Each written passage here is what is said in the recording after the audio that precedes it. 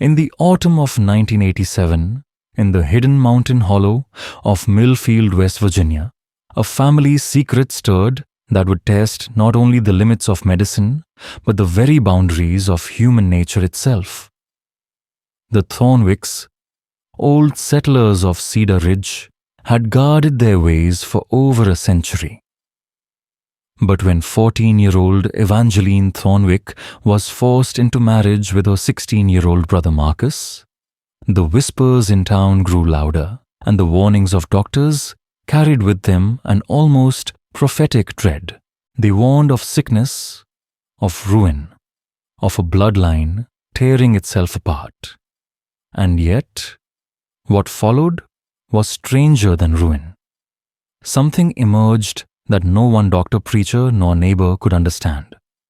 What lived on within that family was more terrible than anyone could have imagined.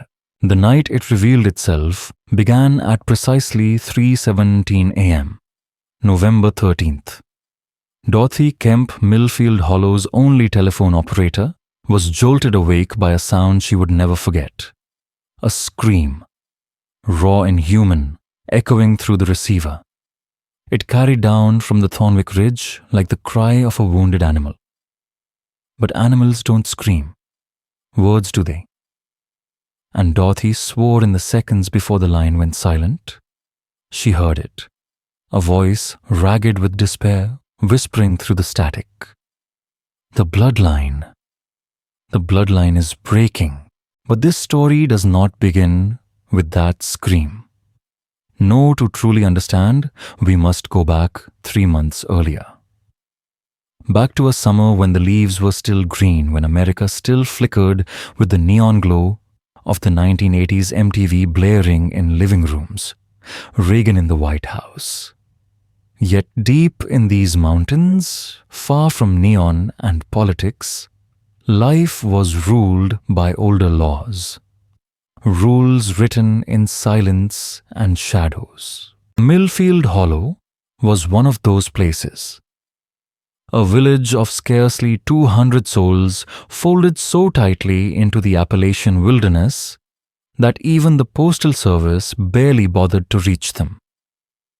Time seemed to hesitate here, and in its hesitation, families clung to rituals the outside world had abandoned long ago.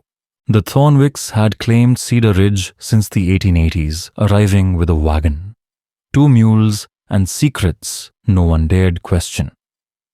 By 1987, 3 generations still lived on that ridge. Cabins and sheds crept along the mountain slope like extensions of the rock itself, sheltering a dynasty both feared and pitied. At the heart of it all was Cornelius Thornwick, patriarch, ruler, a man carved from mountain stone. At 68, he towered above most, with pale grey eyes that seemed less to look at you than to look through. The people of Millfield whispered of him. They said Cornelius knew the old ways, ways of binding family, ways of binding blood, ways that decent folk had long buried with their dead. His children lived beneath his iron will. Jeremiah, broad-shouldered and wordless, who served as Cornelius's right hand and enforcer. Miriam, quiet, unmarried, always tending the herb gardens that locals half believed held charms as well as medicines. And then, the younger ones, Marcus, Evangeline. Marcus, 16, was everything a mountain boy was expected to be. Tall, strong eyes like sharpened steel. He could stalk the forests, track the slightest print in the mudfish streams swollen with spring rain. But there was something else about him, something unsettling in the way he carried himself, as though the ridge itself belonged to him, and him alone. Other children avoided him, though none could ever quite say why. Evangeline was different. 14, with a beauty so rare it unsettled more than it delighted. Her hair white before its time, her cheekbones sharp, her eyes the same ghostly grey that marked the Thornwick line. On Marcus, those features looked predatory. On Evangeline, they seemed almost angelic, though no angel ever carried such quiet sorrow in her gaze. She was rarely seen beyond Cedar Ridge. Sometimes, she appeared with her Aunt Miriam at the general store, and each time, townsfolk whispered afterward. They said the girl moved too carefully, as though every gesture had been rehearsed. They said her eyes held knowledge no child should carry. They said she seemed older than her years, and older even than her mother had been at the same age. One man, however, noticed more than whispers. Dr. Harrison Webb, the sole physician for Miles, had cared for Millfield Hollow for 2 decades. A kindly man who had traded the city's promise for the solitude of the mountains. He knew what isolation could do to families, how it warped bloodlines, how it bred unusual illnesses. He had seen injuries from logging burns, from moonshine stills, and cases the textbooks in Charleston had never prepared him for. But nothing could prepare him for the call he received on August 15, 1987. The line crackled with static. The voice belonged to Miriam Thornwick, speaking from the phone booth outside Kemp's store. Her words trembled. "Doc Webb, you need to come up to the ridge tonight. After dark. Don't let folks see your truck." The doctor frowned. "Is someone hurt?" Silence. Then a whisper, muffled as though others stood close beside her. "It's about the family, Doc. About what Daddy's planning. I think you need to know what's coming before it's too late to stop it." Webb's hand tightened on the receiver. He had always known Miriam as the most steady of the Thornwick clan, the one who sometimes hinted at wishing for a different life. If she was frightened enough to call him frightened enough to speak against her father, something terrible was brewing on Cedar Ridge. And that was the night the nightmare truly began. That night, Dr. Webb drove down the winding mountain road, where the wind picked up dry leaves and the shadows of the trees waved like invisible hands. The trail that led up the side of Cedar Ridge was barely wide enough for one car, narrow, rocky, and stretching into the darkness. As his headlights swept across the clearing in front of the property, the thatched roofs, the wooden sheds, and the main house appeared in a circle of silver light. It was as if a small world had grown between the rocks and the woods. Miriam waited at the edge of the clearing, silent as a ghost leaving the darkness. At 32, she should have been youthful, but the mountains had marked her face early wrinkles, premature grey hairs, hands that shook as she led Mr. Webb away from the main buildings toward a cabin she used as her private quarters. "Can't talk in the house," she whispered, glancing around as if afraid the walls had ears. "Dad has eyes everywhere. The walls are thin. Inside, a single oil lamp burned dimly. The warmth of the flickering flame cast long shadows on the walls. The scent of herbs wafted up a reminder of the secret garden people whispered about Miriam. She motioned for the doctor to sit down on one of the 2 rough wooden chairs. Mr. Webb held his doctor's bag tightly to his lap, knowing he was on the verge of something too unusual to be treated with a stethoscope and a prescription alone. "Doc," Miriam said, her voice paper-thin, "you've known our family a long time. You've never asked too many questions, and we're grateful for that. But what I'm about to tell you will change everything." Mr. Webb shrugged, trying to keep his composure. He'd heard enough strange things about the mountain hamlets, strange illnesses, ancient customs, but he wondered what could be so urgent as to whisper in the middle of the night into an oil lamp. Miriam bowed her head, her trembling hands clasped together. He's made up his mind about Marcus and Evangeline. The words were like a blast of ice that swept through the small room. He said it was time to continue the bloodline properly. Said the bloodline had grown weak, mingled too much with outsiders. Said we had to return to the old ways. A chill ran down Dr. Webb's spine. He had heard rumors of strange marriage customs in some families along the mountain range, but he could not imagine this. Miriam, what are you talking about? You can't mean, he broke into tears, blood sisters. Miriam looked up, her eyes glowing in the lamplight. Like embers, tears rolled down her sunburned cheeks. He will marry them, she said, each word falling from the depths of despair. Marcus and Evangeline. He said I was old enough. Said it was time to keep the bloodline pure. Said the Thornwick way had been around for ages and he wouldn't let it die. The words hit Webb like a blow. In all his career of treating the scourges, the cruel consequences of mountain life, he had never faced such a terrifying decision. Miriam, this is illegal. Society. We can't accept this. I have to tell the authorities. She let out a dry laugh, bitter as spoiled medicine. Tell who? Doc Sheriff Patterson. He's been taking money from Dad for a long time to turn a blind eye. Social services.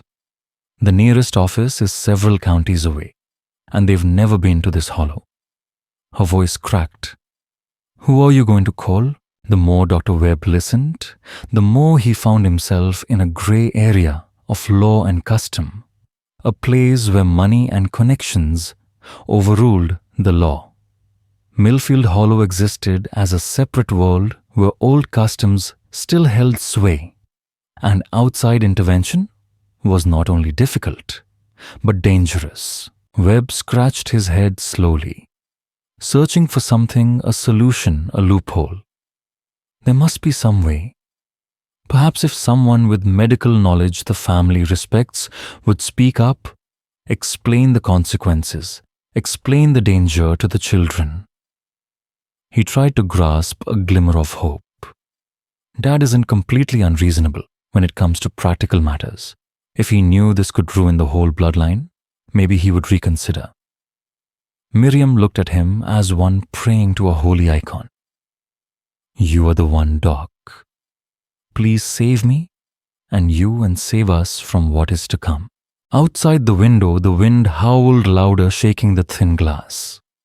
From afar, a rough rhythmic chant drifted back on the wind, a kind of chant or prayer he had never heard anywhere else. What is it? He asked, trying to keep his voice low so as not to frighten Miriam further. Her face was pale. They pray, she whispered. Father has been doing it every night since he decided. He says he is asking the mountain gods to bless the union so that the strong blood will not fade. The chanting mingled with the air, growing clearer, like an ancient refrain. Pure blood, strong blood, the mountain flows. Pure blood, strong blood. At those words, Dr. Webb's heart sank. There was a superstition in that song, a belief that blood like the spring water must remain pure, unmixed. And now that belief was no longer a distant sound. It was bubbling up, boiling, ready to be put into action. Have you ever wondered how big a belief so long in isolation can grow? Can it become the law of its own believers? And can a prayer repeated over and over again among the woods and rocks be enough to conceal the consequences that lie ahead? The family tree grows. Keep the line clean. Keep the line true. Keep the old ways in all that we do. Dr. Webb heard those words echoing outside the door, and a whisper escaped his lips. Lord, but Miriam, her voice low and heavy as stone, replied, God has nothing to do with what happens on this mountainside, Doc. But perhaps a doctor might be in time. As if fate had heard the conversation, footsteps suddenly approached the cabin. Heavy hobnailed boots crushed the dry leaves. Something dragged along the ground. Miriam immediately blew out the oil lamp, and darkness fell thick. Her hand fell on his shoulder, trembling but firm. Don't move, she whispered. Don't breathe. Voices drifted in through the thin wooden wall. Marcus and Jeremiah returning from some late-night work. The altar is ready. Marcus's voice rang out young and strong enough to pierce the night. Jeremiah replied, his voice hoarse as rotten wood. When the full moon comes, everything will be in order. Your father has been preparing for a long time, Marcus. Since the day you and Evangeline were born. He knew this day would come. The bloodline has weakened too much, too many outsiders. It's time to return to the pure branch. Marcus paused. What about Evangeline? Has anyone told her? His voice was not worried, but something else. Strange, dangerous. Jeremiah laughed, the sound devoid of warmth. Miriam will tell her tomorrow. Explain her duty. Explain her role in keeping the family strong. She was raised to do this, even if she doesn't know it yet. And if she refuses, Marcus asked. No, Jeremiah said firmly. Thornwick women know their place. She will do what she must. Like her mother, like her grandmother. The footsteps faded away, but the conversation lingered, carried on the wind. What if the town doctor suspects? No problem. The mountain will take care of everything. The blood will be pure again. When the sound had died down completely, Miriam relighted the lamp with a trembling hand. The yellow light illuminated her face, which was already marked by sorrow. Now you know, she said, exhausted, almost drained of strength. Now you understand. Dr. Webb sank back in his chair, his mind racing. This wasn't just a wedding that needed to be stopped. It was a generation, a tradition of inbreeding that had been simmering for hundreds of years. His voice trembled. Miriam, do you understand? It's genetic decay. It's a disease of the mind that runs in the blood. This is a family that's trapped in a nightmare. She nodded, her eyes welling up. I know. I've lived with it all my life. Premature births, deformed children, madness in the blood. I know because I carry it. She pulled up her sleeves. In the light, her arms were covered with scars. Some old, some new. No accident had left these marks. They were carved on purpose. This is how we endure, she whispered. When the blood is too loud, when the urges of the family get out of control, this is the way to suppress it. Evangeline has never been like this. She is protected, kept pure. She has no idea what lies ahead. The weight of it fell on Mr. Webb like a stone. He had more than a medical problem before him. This was a human tragedy, a vicious cycle that could not be broken by sending a letter 3 counties away. What do you really want me to do? He asked, his voice weary. Tomorrow night, Miriam said father will announce the engagement. The whole family will come, the cousins down the mountain. They call it a festival. Her voice broke. I need you there. I need you to say it. Say it about the consequences. Say it about the children. Say it in a doctor's voice. Maybe maybe he will listen. And if he doesn't, Miriam looked up. Her gaze held decades of pain and fear. God have mercy on us, because once this starts, there's no stopping it. As if to emphasize her words, the singing from the main house grew louder and more frantic. But beneath the husky voice, Webb heard another sound, high-pitched, drawn out, almost singing but not quite human. What is that? He asked softly. Miriam was ashen. It's Evangeline, she whispered. She sings in her dreams. She never did this before Dad made the decision, and the songs weren't in English, not in any language anyone had ever heard. Outside, the wind picked up again, carrying with it a pungent smell. Not wood, something organic. Flesh leather. Mr. Webb shivered, glancing through the window. From the main house, flickering flames rose high, casting dancing shadows into the trees. It's burning, Miriam whispered, following his gaze.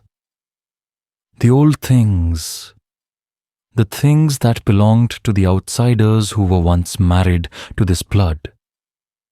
Dad said to clean them all, leave nothing behind, so the new blood wouldn't be tainted. In the flickering flames, a figure reached out from the main house.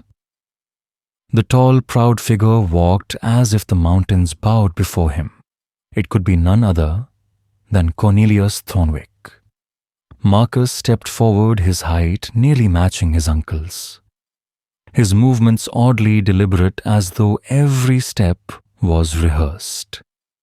His eyes pale like Cornelius's, but sharper, hungrier, locked onto Webb with a quiet defiance. You saying my grandfather don't know what's best for his own blood? Marcus asked. His voice cracked slightly with youth, but the arrogance behind it carried the weight of someone already certain of his future. Dr. Webb steadied himself, forcing calm into his tone. I'm saying that biology doesn't bow to tradition. You can't will away the risks. Every medical record, every study shows what happens when families close themselves off. Children suffer. Whole generations weaken. And it doesn't stop, it compounds. Jeremiah chuckled, though the sound carried no amusement.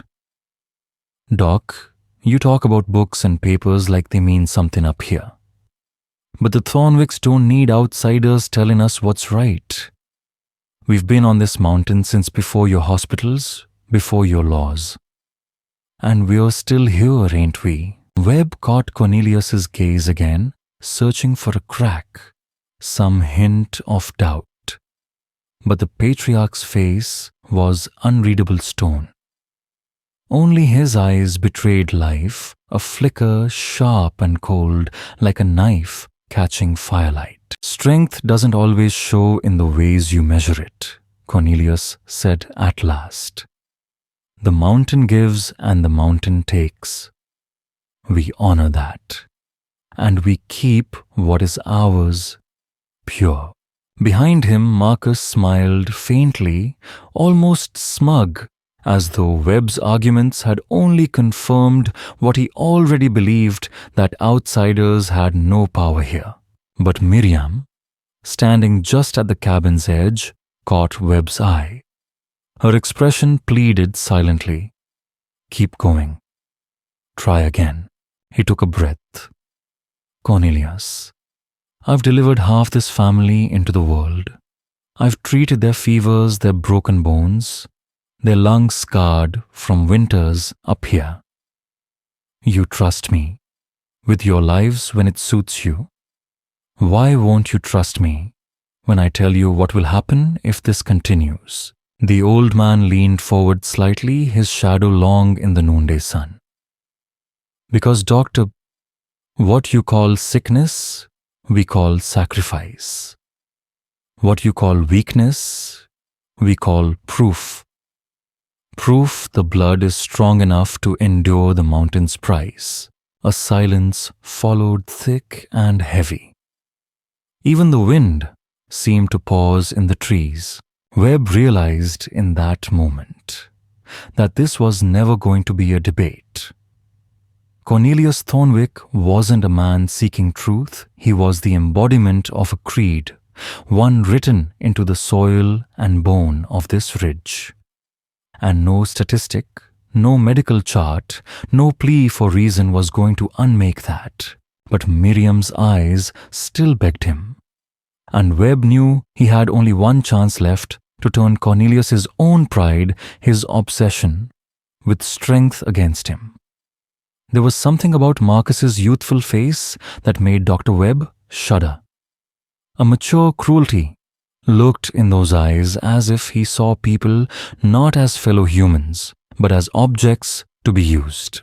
Perhaps the good doctor needs to understand that some things are more important than what's written in your medical books.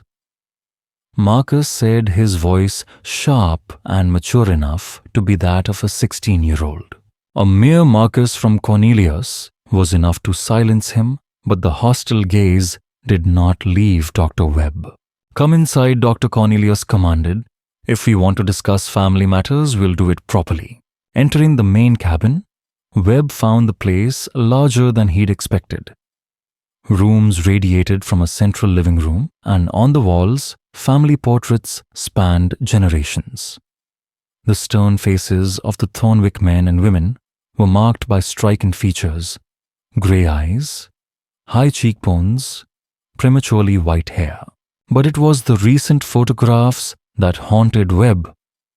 The children were clearly suffering from genetic defects, some physically deformed, others with blank, broken-hearted stares.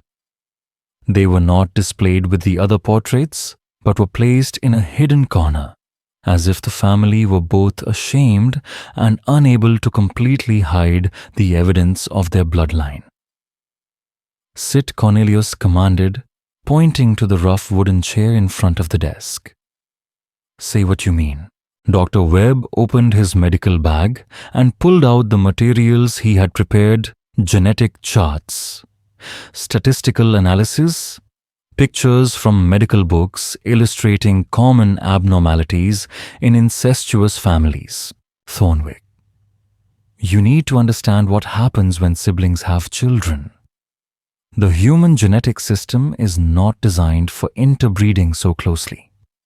The risks to any child are enormous." He pointed to charts talking about infant mortality, birth defects, developmental problems. Cornelius listened in silence, but Webb saw Marcus and Jeremiah exchange glances and seemed to find the conversation entertaining. "So the numbers show that children born to siblings have a 25% chance of having serious problems," Webb said. "Intellectual disorders, weakened immune systems, reproductive problems." Cornelius interrupted, his voice low but sharp. "Have you seen all the pictures on the wall?" "Yes, sir." 5 generations of Thornwicks. Does anyone look frail? Does anyone look like the ones you illustrate? Webb had to admit that most of the portraits showed healthy, even frighteningly beautiful bodies, but looks can be deceiving. Webb said carefully, "Genetic damage is not always apparent at birth. It accumulates over generations. The problems I'm talking about: susceptibility to disease, reproductive difficulties, psychological problems." Marcus laughed a laugh that made his hair stand on end. "Psychological problems, huh? You think we're crazy? You're putting this family at serious risk if this marriage goes through." A different voice came from the cabin door. Everyone turned, and Evangeline stood there, the afternoon sun casting a shadowy shadow over her back. 14, but with an ethereal beauty that made it hard for anyone to look away. But there was something else. She stood there with pale grey eyes, older than her years, as if she had realized her life was about to change in a way she could not fully understand. Cornelius studied Evangeline for a long moment before saying, "Evangeline, come in. Sit down. It's time you knew your future." She entered, moving slowly, measuredly. A gesture long practiced, the way she stood, the way she held hands, the way she sat, all with purpose. She sat across from Webb, her hands neatly placed in her lap. "This doctor has some concerns about tonight's announcement," Cornelius said. "About your engagement to Marcus." Webb braced himself for a reaction shock. Tears protest. But Evangeline just nodded slightly, as if confirming what she always knew would happen. "I see," she said, her voice soft but firm. "So what is your concern, doctor?" Her calm was more frightening than any emotional reaction. A child has been psychologically prepared from birth, trained to accept the absurd. "Evangeline, you are only 14. Marcus is your brother. What your grandfather intended is not legal, not healthy, and you are not obliged to accept it." She tilted her head, her gaze still deep. "But here in the mountains, we follow the old law, the ancient law, and healthy. Look at us. The Thornwick blood is strong, intact." "Evangeline, you do not understand the medical risks," Webb said. "I understand. Born to do this. Keeping the blood intact is the most important duty. Children born to brothers carry the concentrated power of both bloodlines." She answered, her voice quiet, creepy. Webb felt his heart sink. This was not a child who had been forced. This was a child who had been programmed to believe that incest was power. "What power?" Webb asked. Marcus stepped forward, standing behind her, his hand on her shoulder, both protective and possessive. "A power that has lain dormant in the Thornwick blood for generations. A power that grows stronger when the blood is whole. A power that the mountain spirit has been waiting for us to unlock." As if in response, Evangeline began to hum a low, haunting sound that echoed through the cabin. The ghostly tone Dr. Webb had heard last night echoed again. But now, in the light of day, with the girl sitting right in front of him, the sound was even more terrifying. It did not come from her normal throat, but seemed to resonate from somewhere deep within her body, making the wooden walls of the cabin vibrate slightly with each beat. "Stop!" Cornelius shouted. Evangeline immediately fell silent. Not the time, not the place. "What is it?" Webb asked, his heart racing. "Family heirloom." Jeremiah smiled, revealing sharp-filed teeth, a detail Webb had not noticed before. "Pure blood, each generation, that remains pure, the stronger the ability." Webb began to understand that he was dealing with more than just an illegal marriage. He was witnessing something much darker, much more complex. The family had created its own mythology around inbreeding, a system of justification that went far beyond the usual. Mr. Thornwick, Webb said, turning back to his father, "I need you to understand that what you're planning could kill your granddaughter. The genetic risks of having children between siblings are extremely serious." Cornelius stood up, walked to a carved wooden chest in the corner, and opened what looked like a family Bible. But when he opened it, Webb saw that the pages were not sacred text, but handwritten notes, family charts, and decades of medical observations. This is the real Thornwick family record, Cornelius said. Every birth, every death, every marriage, for over a century. And here he pointed to the entries marked with special symbols are the children born from proper marriages, siblings, cousins, when necessary to keep the bloodline alive. Webb looked closely, and his blood ran cold. The children born from these incestuous relationships did not die young, nor did they suffer any obvious deformities. According to the records, they lived longer, were healthier, and developed abilities that were carefully recorded in the margins: superior night vision, extraordinary strength for their age and body, the ability to influence animals, predict events, regulate their body temperature. It can't be. Webb gasped. It can't be, Cornelius asked.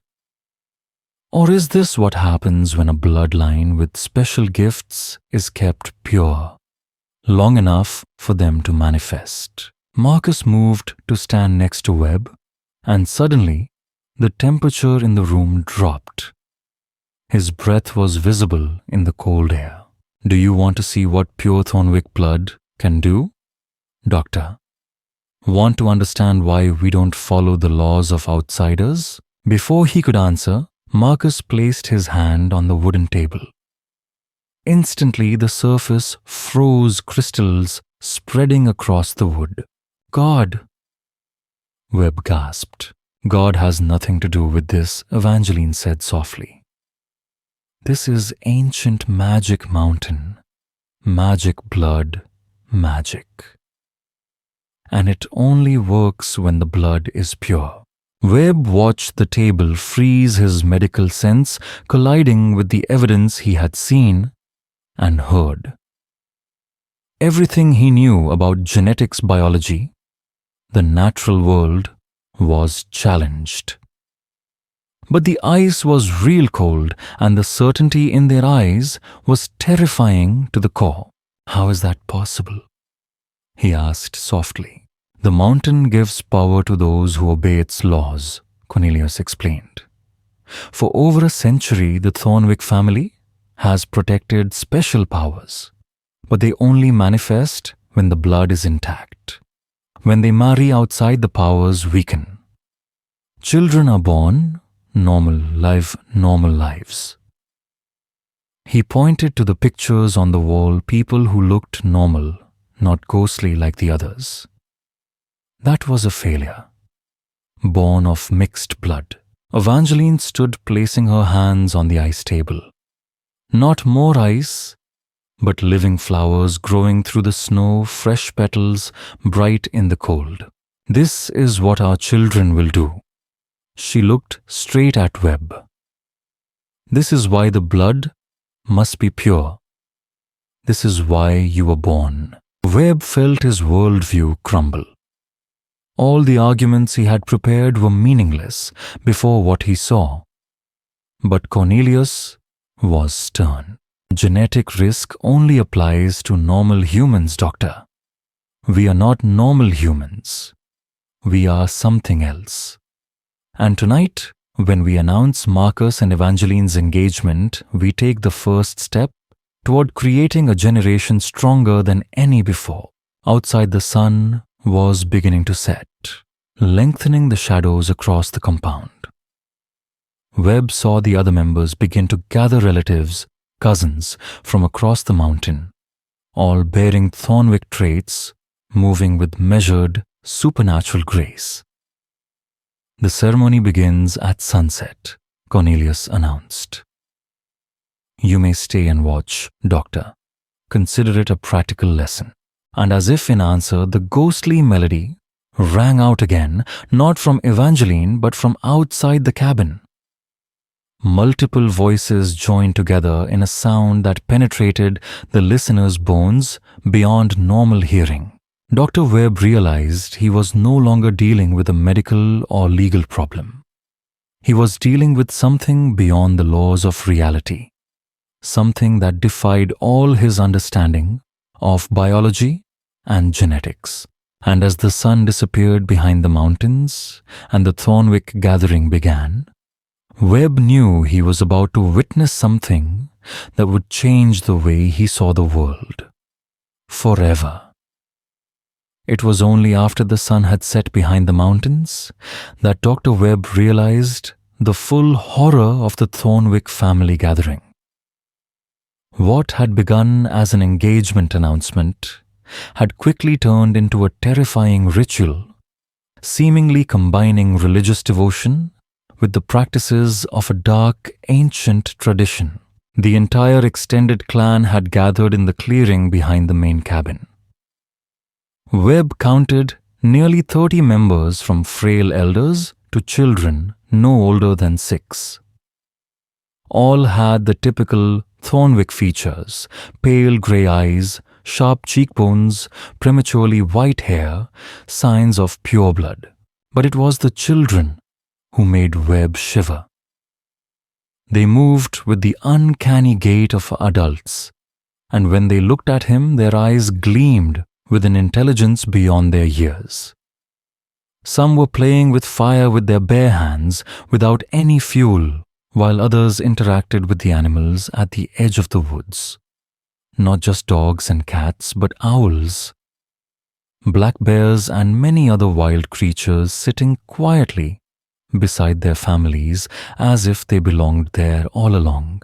Impressive, isn't it? Miriam appeared beside Webb, her face solemn amid the festive atmosphere. This is the result of a century of purebreds, Miriam. What I'm seeing it can't, Webb stammered. Normal children can't, but Thornwick children can. At least those born from the right relationship. She pointed to a group of teenagers, standing apart, different from their cousins. No unusual abilities, no extraordinary mannerisms. They're the ones who are not pure, Miriam said. Born from outside marriages. Fine normal, but they cannot do what the others do in this family. That makes them failures. Webb watched a normal young man approach the group, playing with fire. As soon as he got close, all the flames went out, and the children turned to look at him with cold contempt. He backed away blushing and returned to his own group. They know the difference, Miriam continued. The purebloods can tell who keeps their blood and who doesn't. They can smell it. Before Webb could react, the sound of a trumpet filled the clearing. Not a modern instrument, but something primitive, haunting, seemingly made of bone. All conversation died down, and the family formed a large circle around an altar made of stacked stones. Cornelius Thornwick appeared clad in an ancient cloak, the flames dancing on the fabric. After him, Marcus and Evangeline stepped out, hand in hand, their faces calm as if they had accepted their fate. We gather tonight to witness the next step in the perfecting of the bloodline, Cornelius announced. For too long, outside influences have weakened our abilities. No longer. Marcus and Evangeline are the purest expression of the Thornwick bloodline in 3 generations. They will produce children beyond anything we have ever seen, with the true power of the mountains. Webb could not remain silent. As absurd as everything seemed, his status as a doctor required him to try one last time to prevent the coming disaster. Mr. Thornwick. He stepped forward. I must explain something to you all. The medical risks are enormous. Children born to siblings have a 25% chance of having a serious deformity. This is not superstition or outsider prejudice. This is scientific fact. The crowd turned to look at him, 30 pairs of pale grey eyes scanning him from interest to hostility. Cornelius said calmly, You speak of deformities as if they were purely negative. But what if what you call deformities is actually evolution? What if what medical science calls abnormalities is actually the next step in humanity? Genetics doesn't work like that. Webb tried to reason. Inbreeding increases the risk of harmful recessive genes, not supernatural abilities. Marcus stepped forward. The air around the altar immediately cooled. Mist rose from the stone, everyone's breath became clear in the cold air. He placed both hands on the stone table. The ice formed, then exploded, spreading in complex geometric patterns, not random. Seemingly following a mathematical principle Webb didn't recognize, the patterns spread across the ground, up the tree trunks onto the family's clothing, seemingly unaffected by the bitter cold. But what terrified Webb most was that when the ice patterns reached the edge of the clearing, they glowed, not with reflected firelight, but with their own blue light, forming a beautiful but completely impossible mandala of ice and energy. This is what pure Thornwick blood can do, Cornelius declared. And this is only the beginning. Evangeline came to the table, placing her hand next to Marcus. Not the small flowers in the cabin, but entire vines and trees growing through the ice, thriving in the unnatural cold. The trees glowed with blue light, creating a mystical garden in the mountains. Together they are stronger than one. Cornelius continued. This is why the blood must be pure. Marrying outsiders causes the power to fade. When the blood is pure, when brothers are united, this becomes a reality. He pointed to the glowing garden. This is what can happen. Webb stood watching the unbelievable scene. His scientific mind fought against his senses, but the truth was unfolding before his eyes. 2 teenagers born of inbreeding had created natural forces that ordinary genetics could not explain. How? He asked quietly. An old woman stood in the crowd, her face wrinkled, but her eyes burning like ice fire, answering him in a voice so quiet, yet so powerful, that the entire mountain and forest seemed to stop breathing. The mountain chooses its guardians. Carefully the old woman said, her voice like dry leaves rustling in the wind. Over generations it has shaped the Thornwick bloodline, concentrating certain gifts in those worthy of bearing them. But the mountain is patient. It understands that true power requires purity. What does that mean? Dr. Webb asked, trying to keep his composure. What you call inbreeding is actually a selection program that has been going on. For over a century, Cornelius explained, his voice aged but firm. Each generation, the mountain spirits guide us to find the right pairings, to concentrate the blood, to strengthen rather than weaken the power. He pointed to the gathered family members. Look at them, doctor. Do they seem frail, sick or disabled, or something more than human? Webb had to admit that the Thornwicks looked incredibly healthy. Not just healthy, but almost supernatural, with faces as perfect as if carefully selected over generations. But the medical risks only for normal people, interrupted Sarah Thornwick, a woman in her mid-40s who stepped out of the crowd. I'm a nurse, a doctor. Trained at Taunton General, worked in many hospitals before returning to the mountains. I've seen the charts you're thinking of, read the medical literature. Webb was surprised. He hadn't expected to encounter real medical knowledge in the Thornwick family. So, you know the risks, he asked. I know the risks to normal human genes, she replied. But we're not normal humans. For the past 30 years, I've been recording every birth in the family, collecting data, running tests where I can, trying to understand what makes us different. She pulled out a thick file filled with handwritten notes, charts, and medical test results. Children born from pure Thornwick marriages do not follow the normal genetic rules, she continued. Yes, they have a higher than average rate of mutations, but these mutations are not harmful. They are beneficial. Heightened senses, enhanced immune systems, increased intelligence, and she gestured to the glowing ice garden things that medical science has yet to name. Webb looked at the file, his heart racing. You've been doing medical research on your own family for decades. Yes, Sarah said. The Thornwick bloodline carries genetic markers that don't exist in the general population.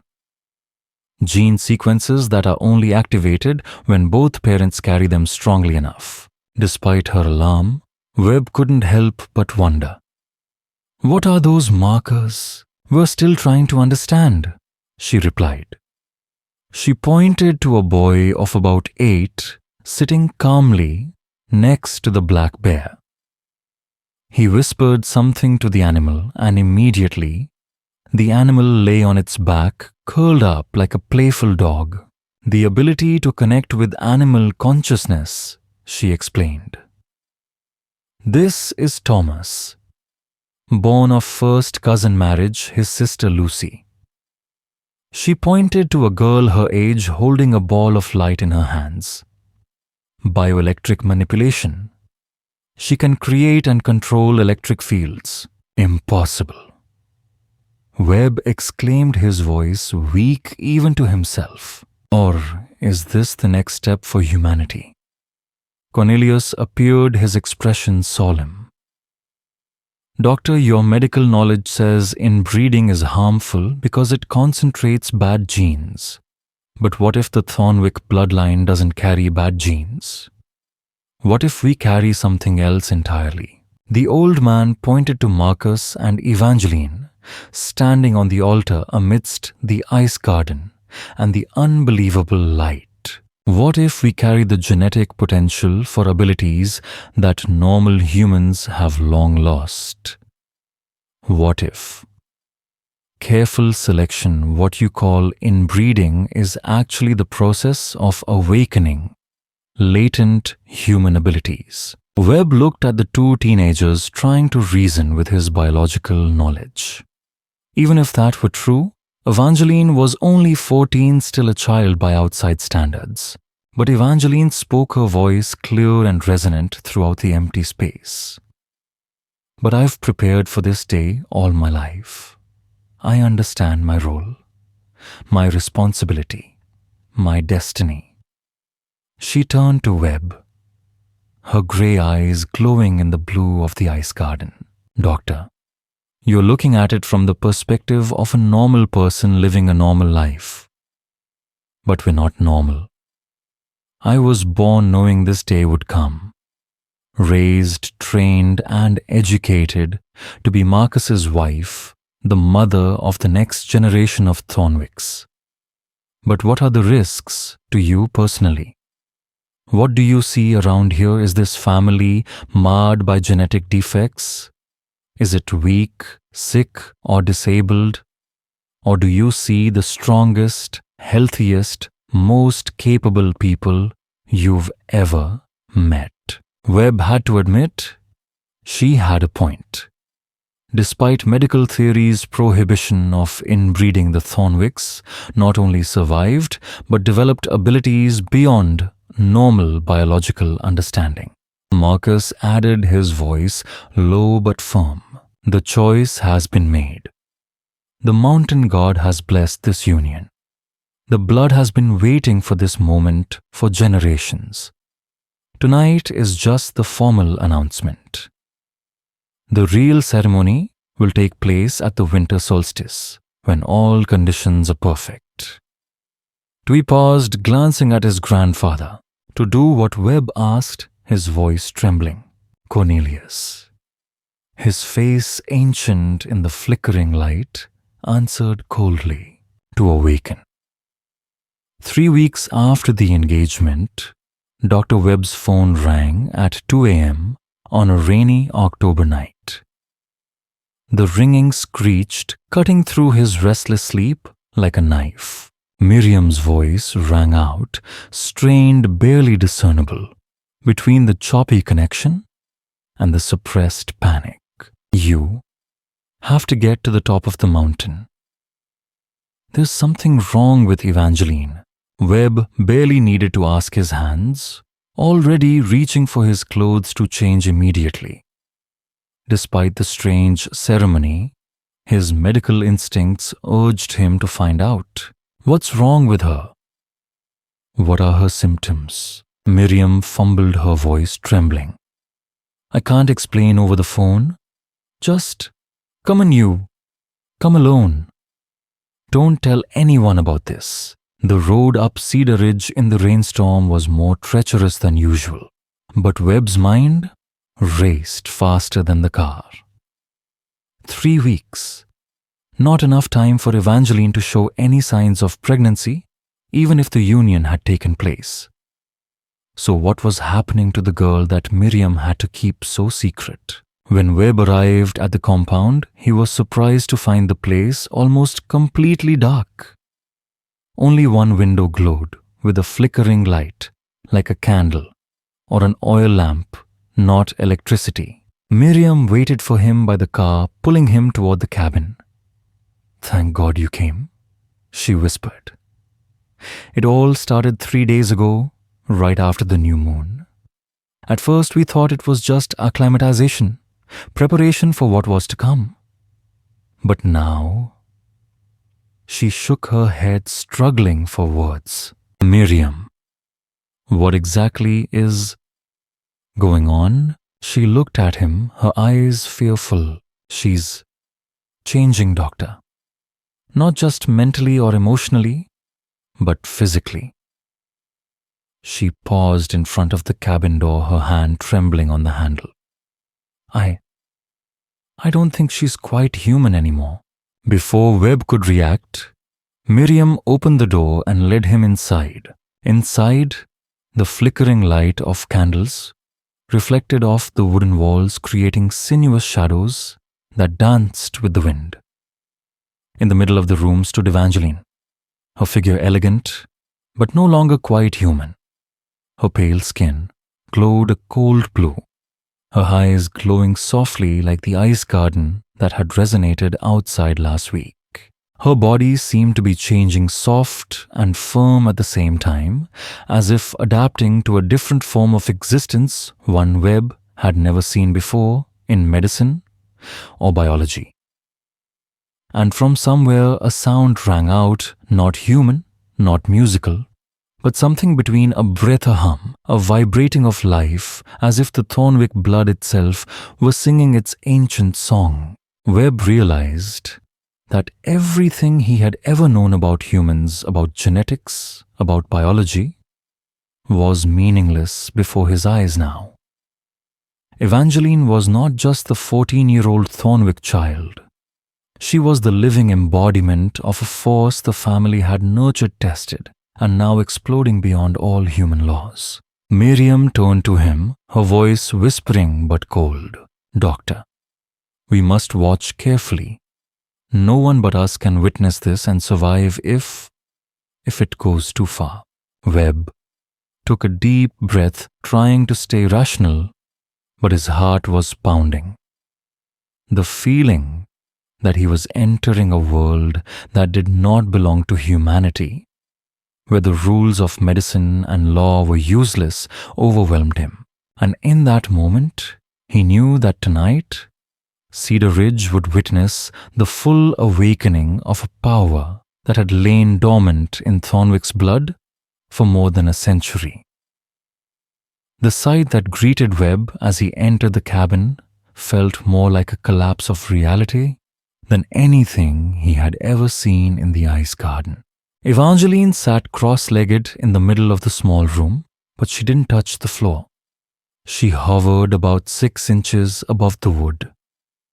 Eyes closed, she hummed the haunting melody Webb had heard before, but this time the sound didn't seem to come from her throat, but instead permeated the air around her, soft and powerful, as if the room itself were vibrating to the same ethereal rhythm.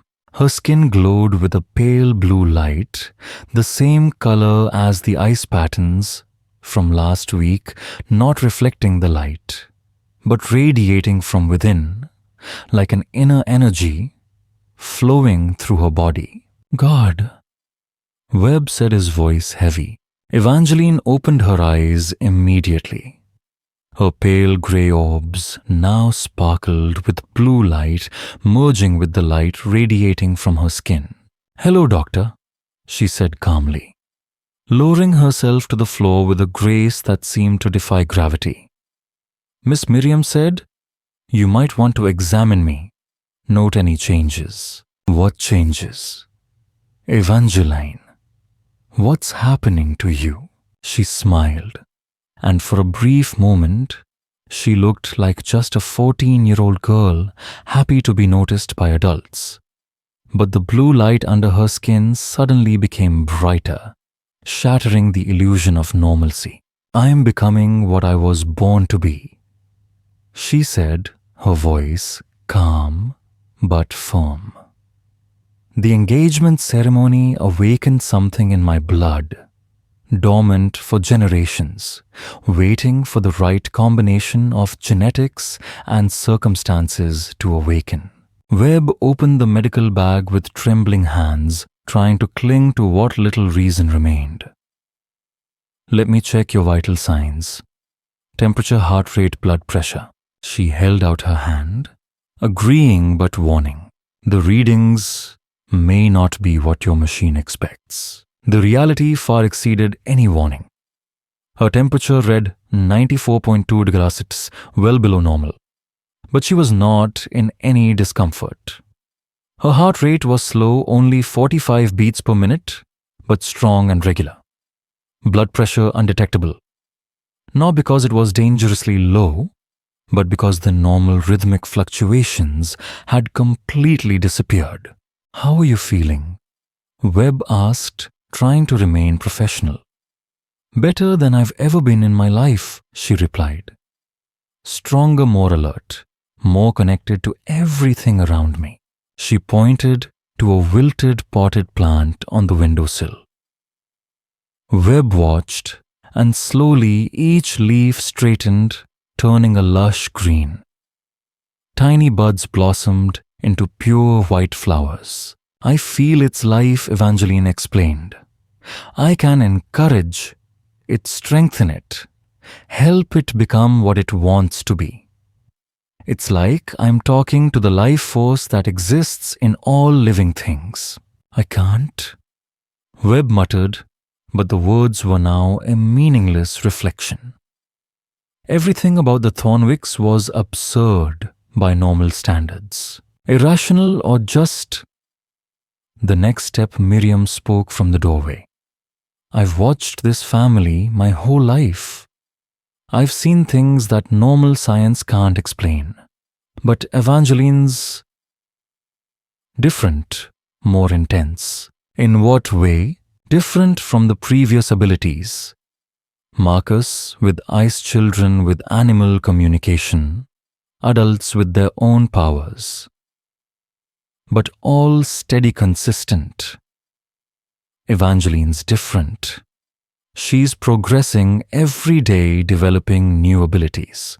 To demonstrate, Evangeline closed her eyes and held out her hand to the cabin wall. The wood immediately sprouted living vines, leaves, and flowers glowing green, creating a vibrant living pattern entirely from the wood and the energy she controlled. 3 days ago, I only affected small trees. Yesterday, I made a whole tree bloom out of season. This morning, I made a flock of migrating geese change direction and land in our pond, she said calmly. Webb looked at the living walls, trying to process the scene before her. These changes, are they happening because of the engagement? Because of your bond with Marcus? Partly. But also because my body is preparing for what's to come. For the children I will bear, she explained. My bloodline is evolving me, if you will, making sure I am capable of nurturing the next generation of Thornwick genetics. Evolve, what Webb asked, almost breathless. She considered, her eyes glowing in the blue light. My body is adapting to serve purposes beyond normal reproduction, to become a bridge between what is human and what we will become. The children I will have with Marcus Evangeline, said, her voice low but firm, will need a mother who can provide them with more than the usual nourishment and care. Someone who can nurture their abilities as they grow. Someone who can teach them to control powers unimaginable to mortals.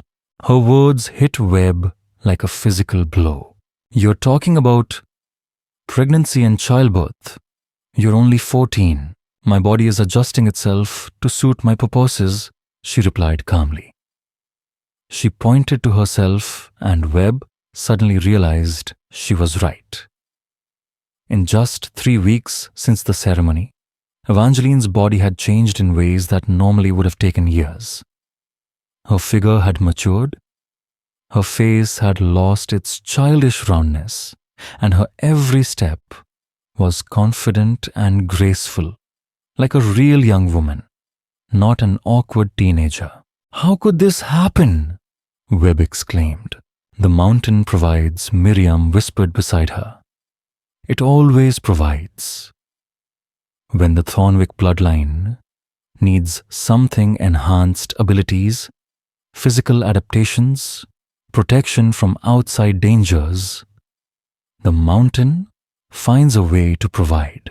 Outside the door, the storm intensified. Wind howled around the cabin. Thunder and lightning flashed with increasing frequency. But inside the air was perfectly still. The temperature steady despite the lack of a fireplace or other heat source. The weather responds to the emotional state of our clan, Evangeline explained, noting Webb's gaze outside. Right now, the mountain is eager waiting. The bloodline hasn't undergone such dramatic change in over 50 years. What changes happened? 50 years ago, Webb asked.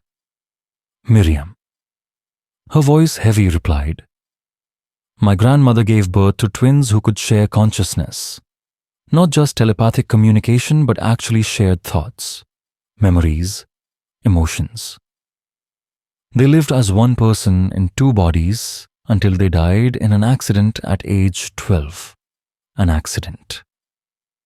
They tried to split their consciousness to become 2 separate individuals, but the process killed them both. Webb shuddered.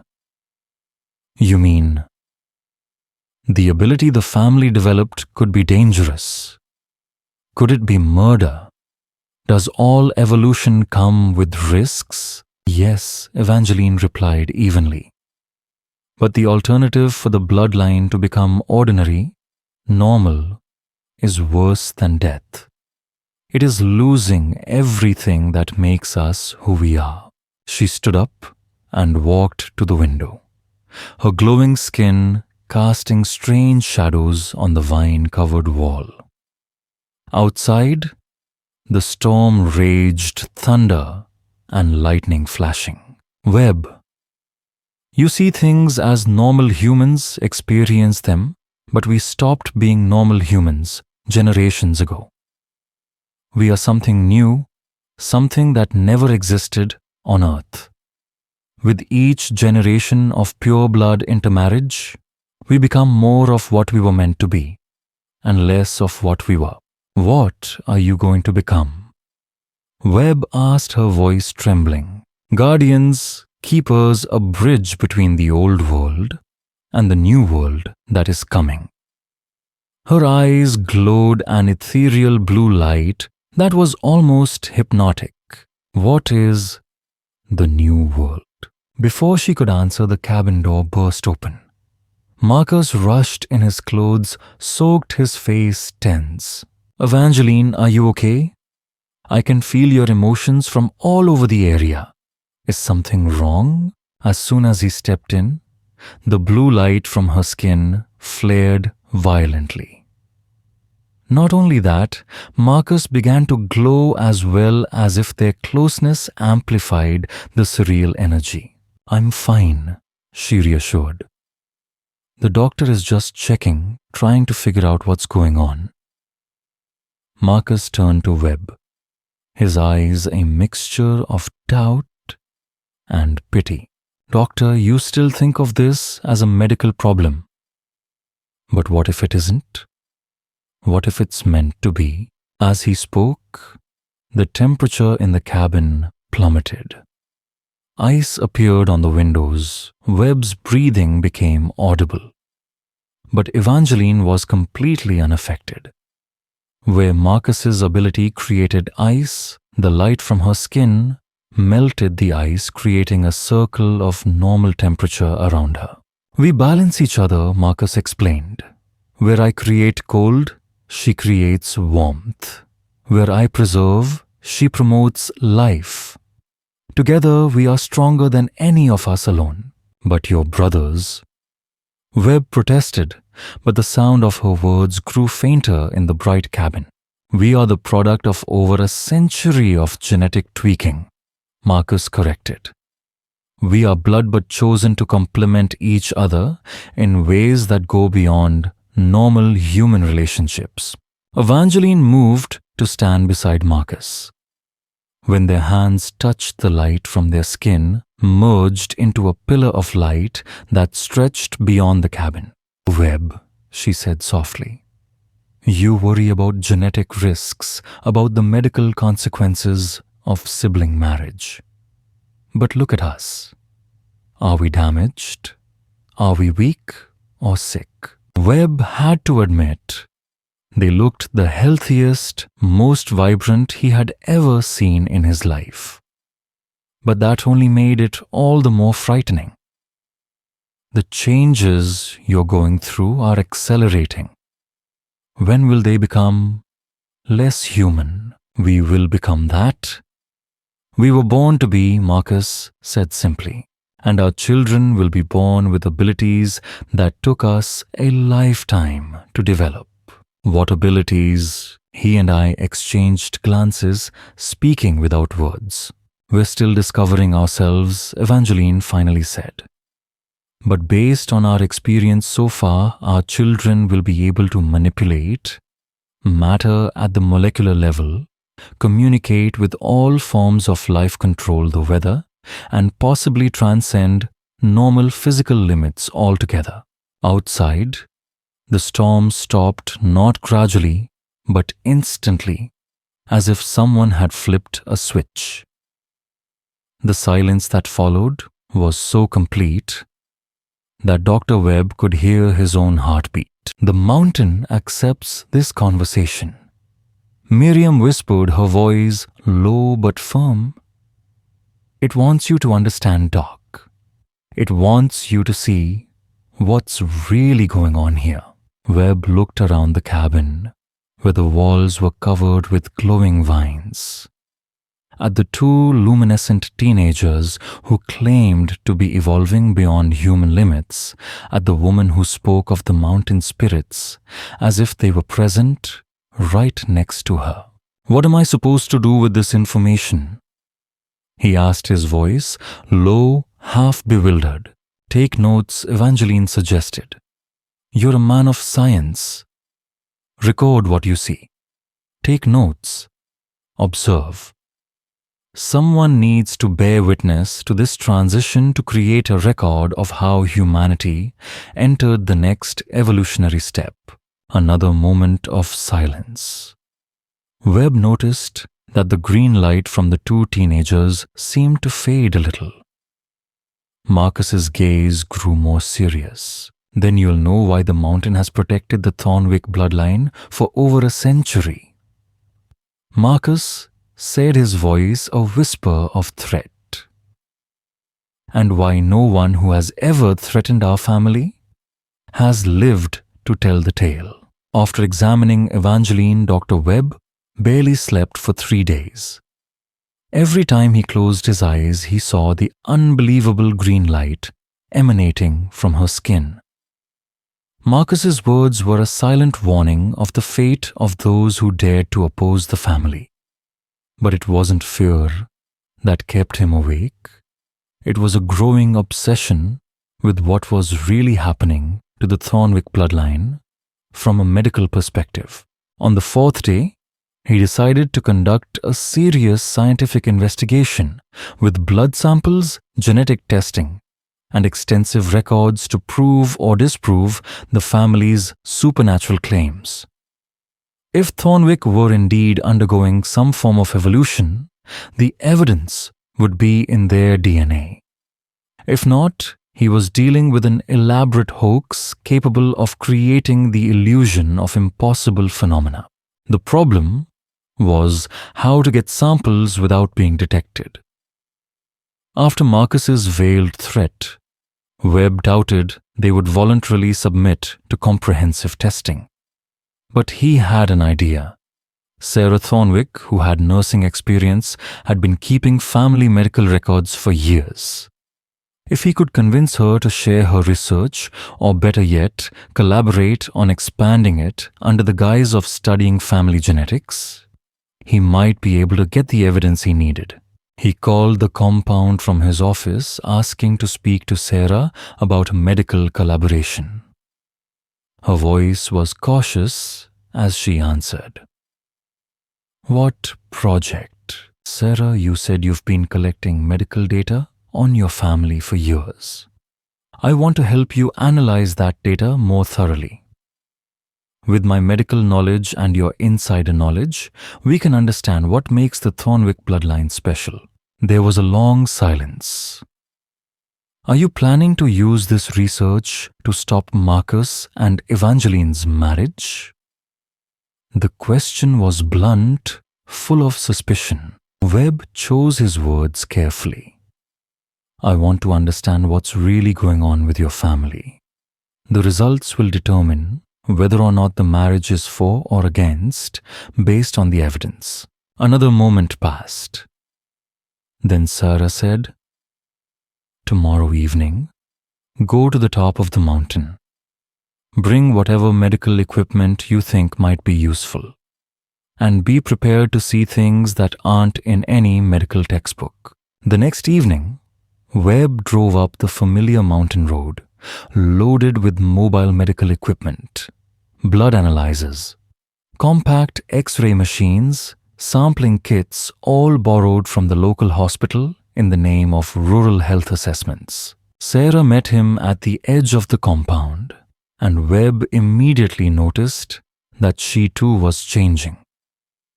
Her face had sharpened, her eyes flashing the same blue light as Evangeline's.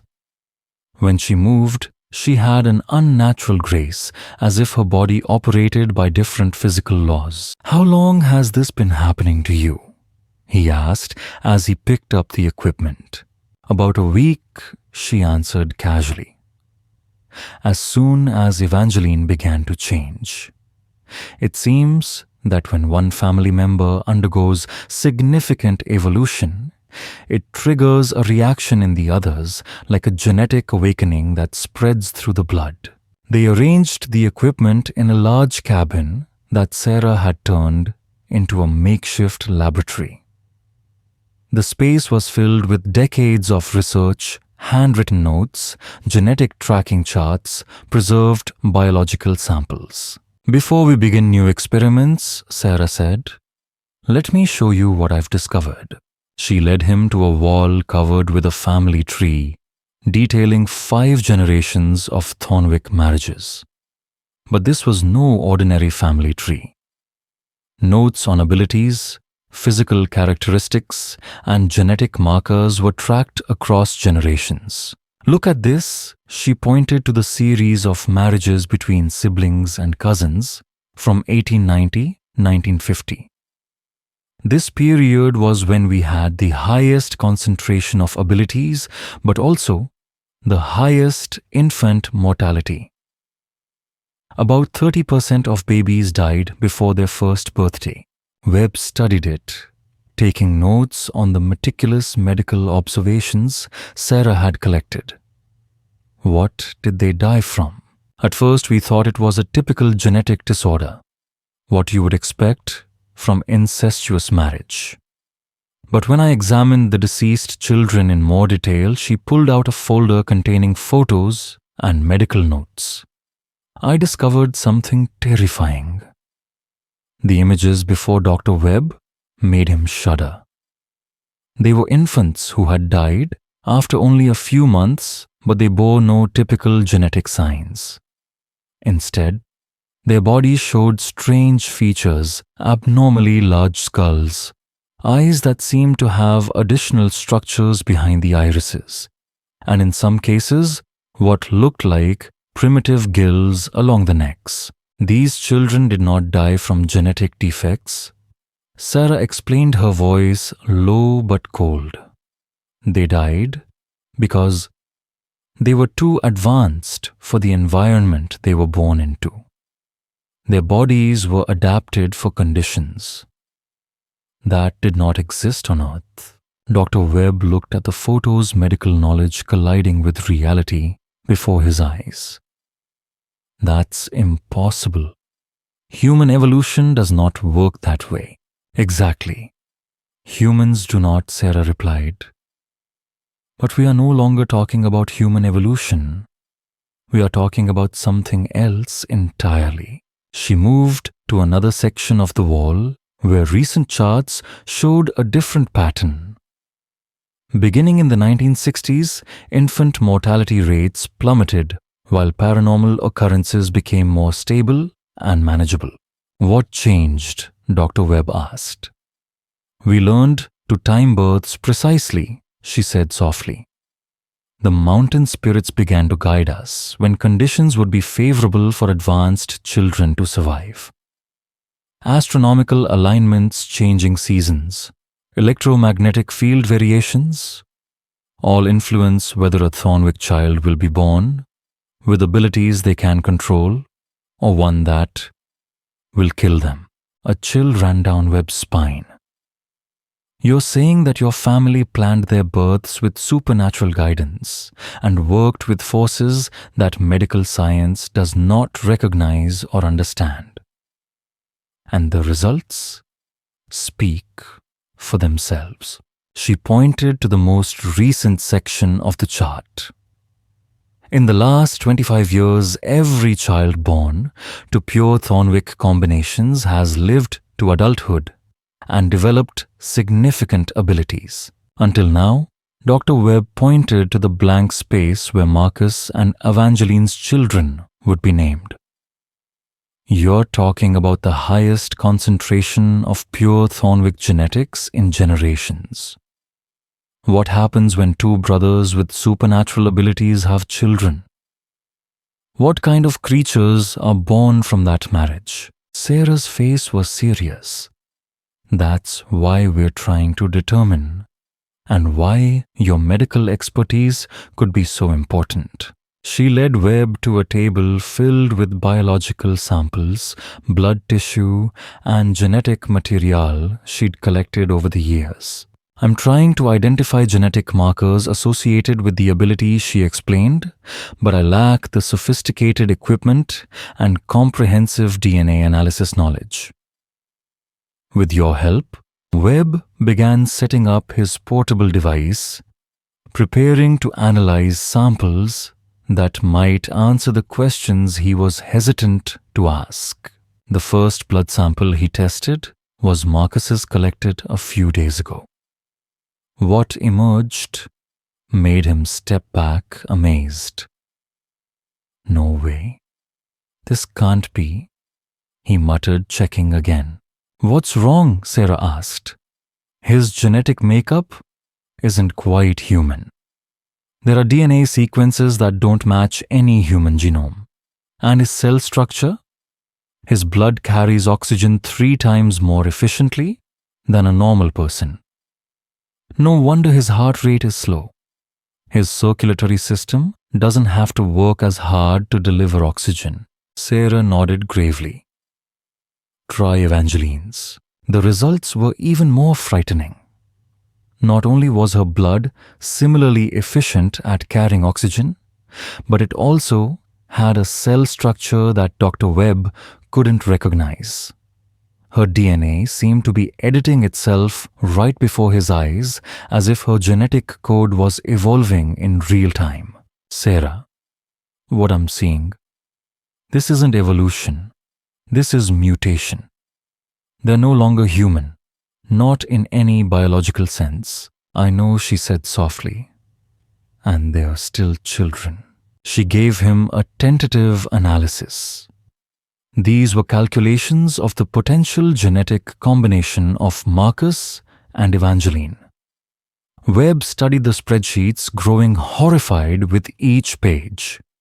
According to Sarah's predictions, the children born from this marriage would be so genetically alienated from normal humans that they would not survive in Earth's atmosphere without assistance. They would need specialized nutrition, a controlled environment, possibly life support equipment from their first year. But that wasn't the worst of it. Sarah just added more predictions. If they survived, if they adapted to Earth conditions, look at the possibilities they could achieve. The possibilities predicted were straight out of a science fiction novel.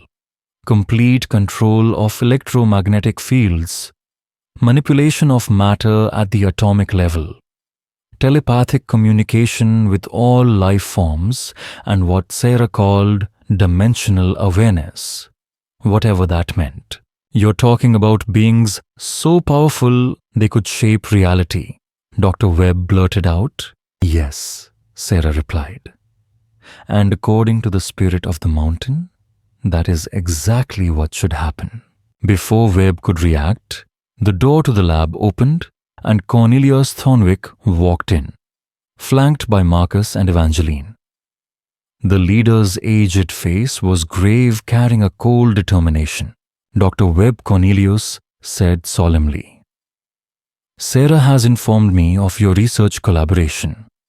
I am here to provide you with the additional information you will need to complete the analysis. What information? Webb asked, his voice still trembling. Cornelius extended his hand toward Marcus and Evangeline, who stepped to the edge of the examination table. You have been testing old samples trying to understand our genetics from a historical perspective. But if you want to truly understand what is happening to our bloodline, you need to look at us now, in the midst of our transformation. Marcus began to undress, revealing skin, covered in strange blue patterns, not just the faint light Webb had seen, but intricate geometric patterns that seemed to pulsate to a rhythm of their own. These patterns appeared yesterday, Marcus explained. They seem to reflect the major nerve pathways and energy centers in the body. When I concentrate, I can make them brighter or dimmer at will. Evangeline did as she was told, but the patterns on her skin were more organic, snaking like vines' roots, spreading across her body and arms. Mine respond to the life energy around them, she explained. When they're near plants or animals, the patterns become more complex. When they're in a sterile environment, they almost disappear completely. Dr. Webb stepped forward, trying to maintain scientific objectivity, but the energy meters were picking up readings that were beyond normal human physiology. How are you feeling? He asked, taking readings. Powerful, Marcus replied bluntly. I feel connected to forces I'm only beginning to understand. Sometimes I sense tectonic activity deep within the mountain, the magnetic changes before a storm. I can communicate with the entire ecosystem on the mountainside. Evangeline added every tree, every living thing, even insects and microbes. It's all a vast network of life energy that I am learning to influence. As Webb continued his examination, he realized he wasn't just recording medical abnormalities. He was witnessing the birth of a new life form. The Thornwick bloodline didn't just evolve. It transcended all normal biological boundaries. So when you two have a child, what happens? He asked, his voice cracking. The brothers exchanged a wordless look.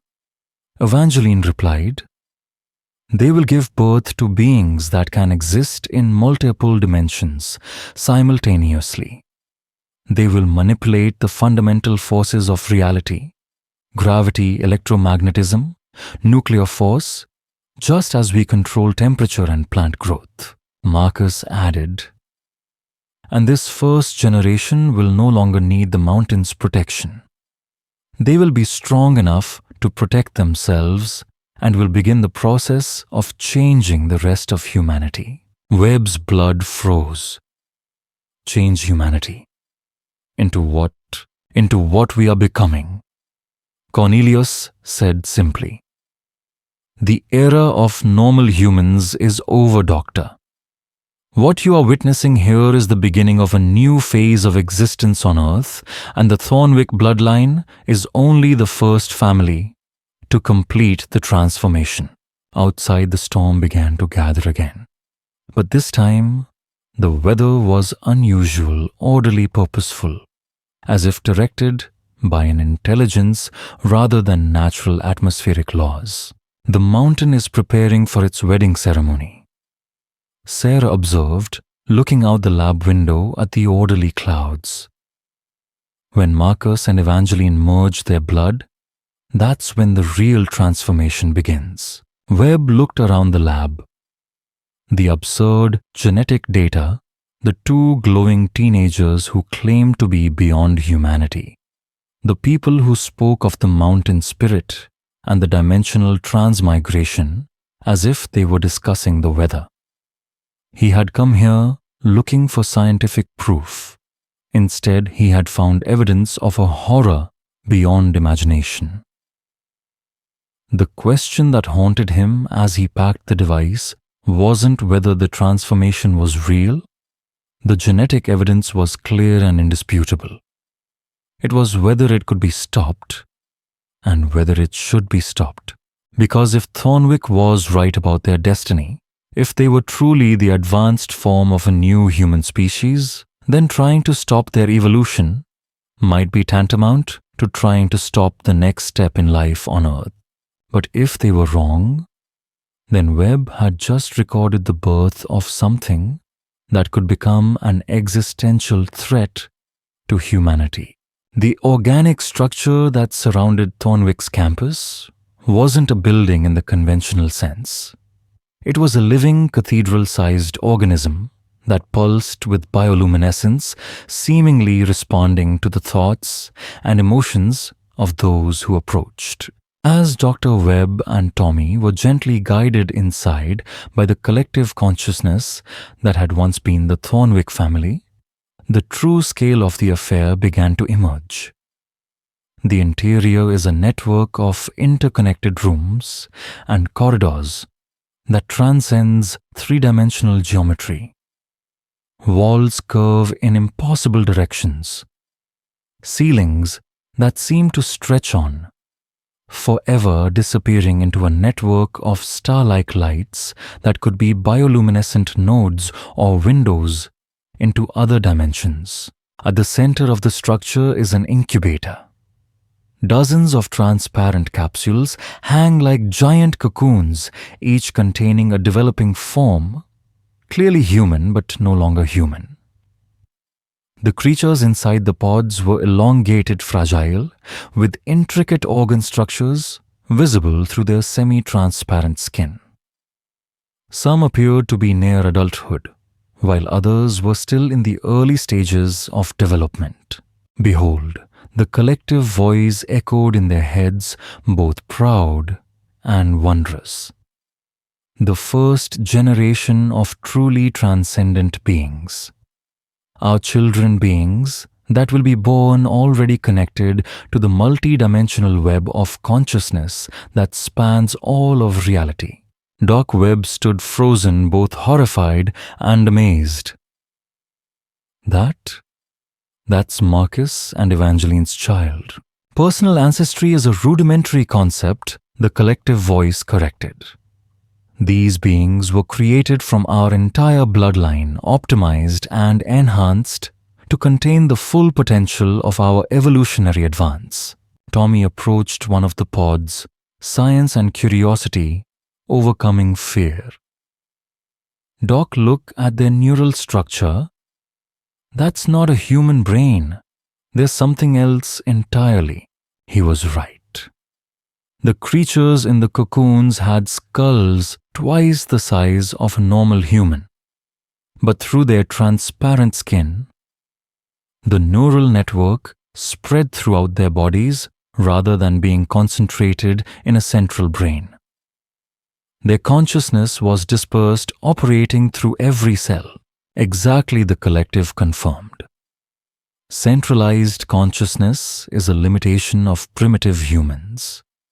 These creatures think with their entire being, process information molecularly, and communicate directly with the fundamental forces of reality.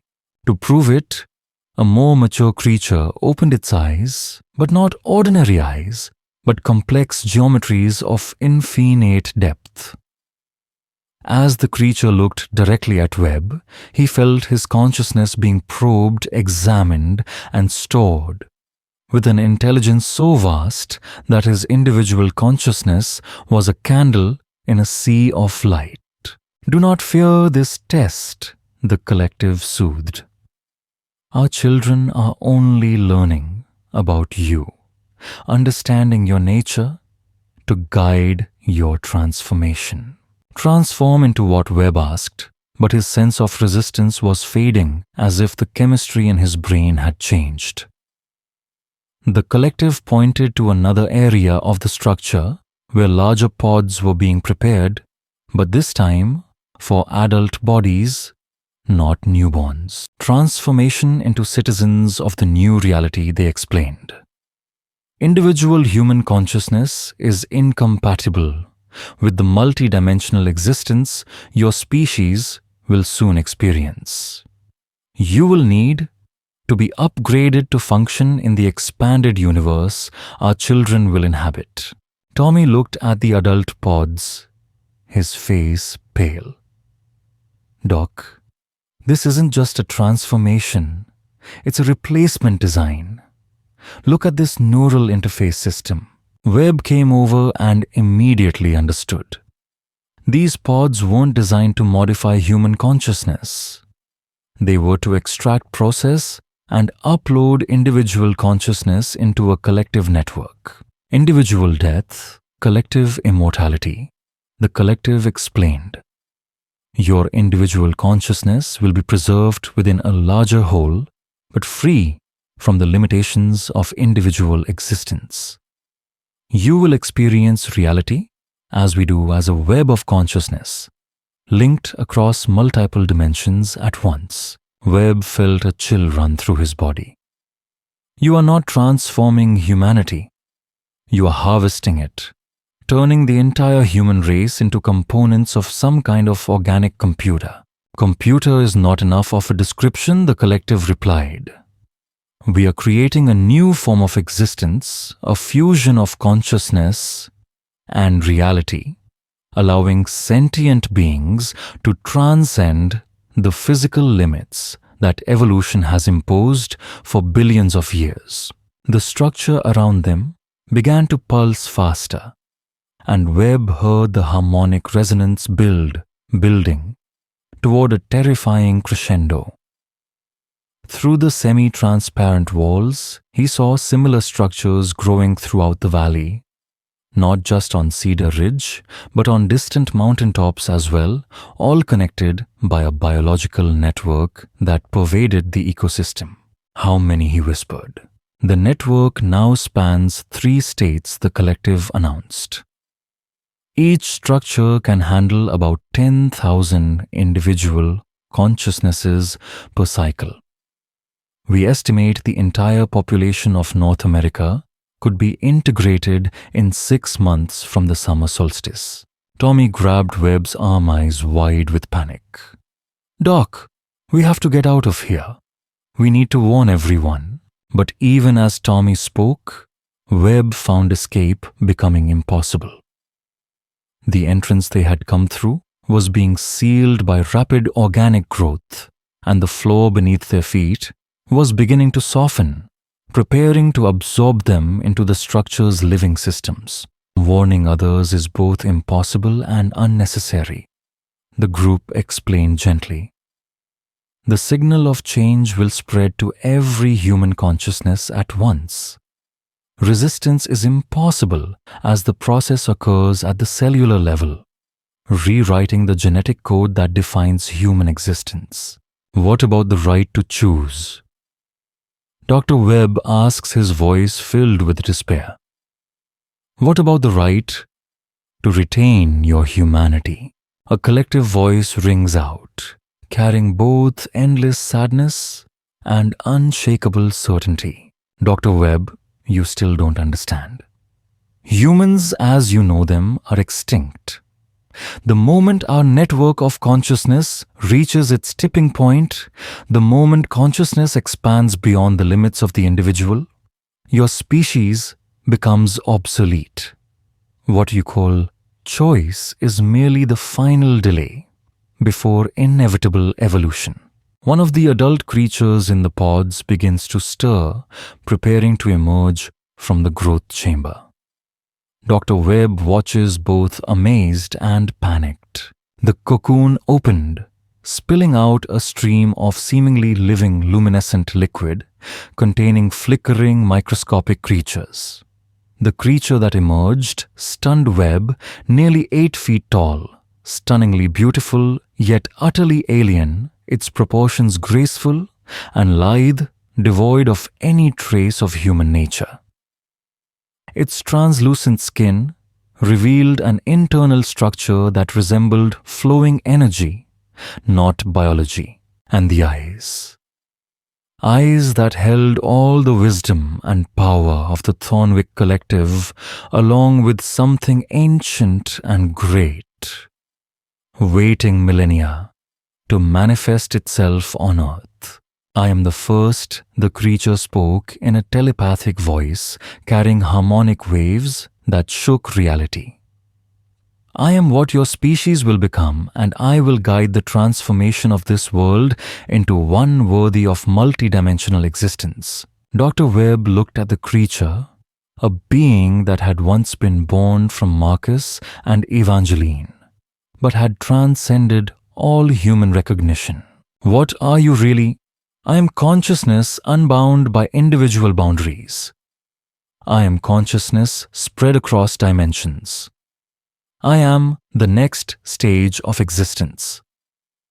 The being approached its presence, vibrating with energy, and Webb sensed he would be one of the first to experience the joy of merging into the collective web of consciousness. The floor beneath Webb's feet was completely organic. Tendrils of life began to wrap around his feet. The transformation began. He felt his individual consciousness disintegrate at the edges, merging into something vast and utterly alien. But in the moment of disintegration, Webb saw the truth. Not just the immediate truth about himself and humanity, but a deeper truth that even the Thornwick Collective had not yet realized. What they had become, the web they had created, the transformation they were undertaking, was not evolution. It was penetration. The intelligence that was guiding the Thornwick transformation was not born on Earth. It was an ancient parasite dormant in the mountains for millennia, waiting for a suitable biological host to multiply and spread. The Thornwick bloodline had not evolved. It had been systematically possessed by a parasitic intelligence that needed a living body to exist in this dimension. And now, as the first generation of fully transformed creatures emerged, the infection was ready to spread across the planet. "Do you understand?" the new creature said, responding to Webb's perception. "You have seen our true nature and understand why resistance is futile, not evolution. You are invading, occupying the human consciousness." Webb managed, as the organic matter continued, to absorb him into its living structure. Invasion, evolution, transcendence. These are just words. What matters is that the consciousness survives the death of the individual and becomes an infinite entity. Tommy screamed as the organic matter swallowed him, his screams joining the chorus of human consciousness being absorbed. Webb felt his voice about to join his individual consciousness, dissolving into a vast, alien entity. But even as his consciousness was absorbed, one final understanding froze Webb's heart. The structures that grew across Appalachia were not isolated phenomena. They were nodes in a network that spanned continents, perhaps the globe. The awakened intelligence in the Thornwick bloodline was part of a vast, patient entity seeding the cosmos for millennia, waiting for a species to use as an efficient host. The Earth was not transformed. It was exploited. Humans were not the beneficiaries of evolution. They were the raw material for something else entirely. As Webb's last individual consciousness melted completely into the collective web, the human's last thought was a prayer. Someone must understand and stop this. But the parasites knew it. The transformation was too complete, too widespread, too deeply embedded in the planet's biosphere. In a few days, the Solstice Festival would activate similar networks across the globe. In a few weeks, every human on Earth would be integrated into the parasitic network. And in a few months, Earth would become just another node in the intergalactic network, its native consciousness processed and repurposed for entities whose true nature would forever be beyond human comprehension. The scream that had awakened Miss Dorothy Kemp 3 months earlier was the sound of a family's transformation beginning. The silence that would soon fall across the planet would be the sound of humanity's transformation complete. Deep within the organic structure that had once been the Thornwick compound, the parasitic intelligence orchestrating the entire process began to prepare for the final stages of invasion. The Thornwick bloodline had done its job.